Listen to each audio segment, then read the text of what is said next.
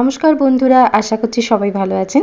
তো আজকে আমি আপনাদের সামনে চিল্লি বেবি কর্নের রেসিপি নিয়ে হাজির হয়ে গেছি। চলুন শুরু করা যাক আজকের এই রেসিপিটা।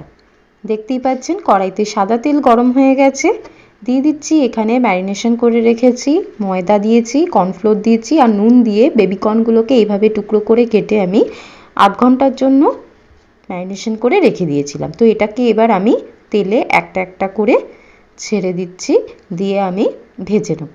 বেবিকর্ন তো অনেকে অনেক রকমভাবে খেয়েছেন, তো এইভাবে একবার বাড়িতে ট্রাই করতে পারেন। রুটি পরোটার সঙ্গে এই রেসিপিটা ডিনারে বা ফ্রাইড রাইসের সঙ্গেও বা চাউমিনের সাথেও আপনারা এটা পরিবেশন করতে পারেন, ভালো লাগবে খেতে। তো এইভাবে আমি এটাকে ভেজে নেব। গ্যাসের ফ্লেমটা লো করে দিয়েছি যাতে ভালো করে বেবিকর্নটা ভাজা হয়। যতক্ষণ না বেবিকর্নের কালারটা মানে ভাজার কালারটা আর কি চেঞ্জ হচ্ছে, ততক্ষণ অবধি এটা ভাজা হবে। দেখতেই পাচ্ছেন বেবিকর্নটা কিন্তু ভাজা হয়ে গেছে।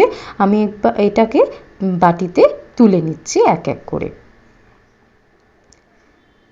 তেলটা আমি এবার কমিয়ে দেবো, এতটা তেলে তো রান্না হবে না, তো তেলটা আমি কমিয়ে নিচ্ছি। দেখতেই পাচ্ছেন অল্প একটু তেল দিয়েছি, 2 টেবিল স্পুন মতো। দিয়ে দিচ্ছি এখানে রেড ক্যাপসিকাম, গ্রিন ক্যাপসিকাম আর চপড করে রাখা গার্লিক দিয়েছি, পেঁয়াজ দিয়েছি। তবে আপনারা চাইলে ইয়েলো ক্যাপসিকামও দিতে পারেন। দিয়ে দিচ্ছি একটু নুন স্বাদ মতন, আর ছিল এর মধ্যে কাঁচা লঙ্কা কুচোনো। দিয়ে ভালো করে কিন্তু এটা আমি ভেজে দিচ্ছি। মোটামুটি মিনিট 5-এর জন্য এটা ভাজা হবে। গ্যাসের ফ্লেমটা একদম লো করে দিয়েছি। আপনারা চাইলে টমেটোর বীজগুলোকে ছাড়িয়েও টমেটো এখানে এইভাবে কিউব করে দিতে পারেন। আমি এটা 10 মিনিটের জন্য ঢেকে দিচ্ছি। দেখতেই পাচ্ছেন ভাজা ভাজা হয়ে গেছে।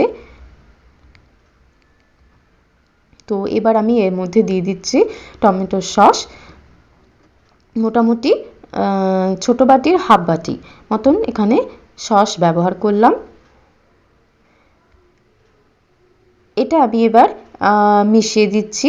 চাইনিজ রান্না অলওয়েজ একটু হাই ফ্লেমে হয়, তো গ্যাসের ফ্লেমটা একদম হাই করে দিয়েছি আর খুব ভালো করে কিন্তু এটা ভেজে নিচ্ছি। আবারও এটা আমি 10 মিনিটের জন্য ঢেকে দিচ্ছি। খুব সহজ রেসিপি আর খুব তাড়াতাড়িও হয়ে যাবে। দিয়ে দিলাম ভিনিগার, মোটামুটি 2 টেবিল স্পুন মতন মিশিয়ে দিচ্ছি।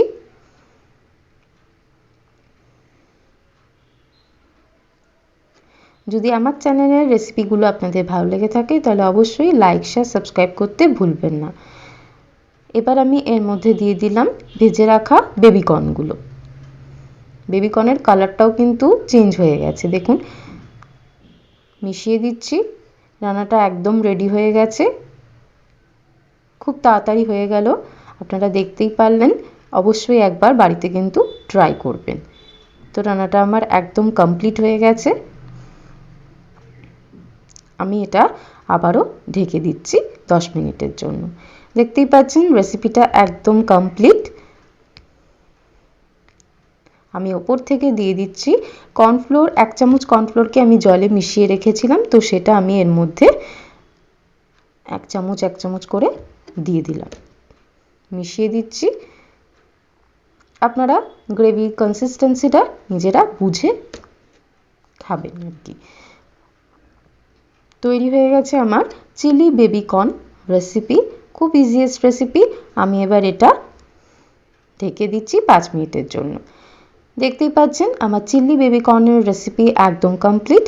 আমি ওপর থেকে কিছু স্প্রিং অনিয়ন দিয়ে গার্নিশ করে দিয়েছি। অবশ্যই একবার বাড়িতে ট্রাই করবেন। পরের দিন আবারও একটা নতুন রেসিপি নিয়ে হাজির হয়ে যাব। ধন্যবাদ।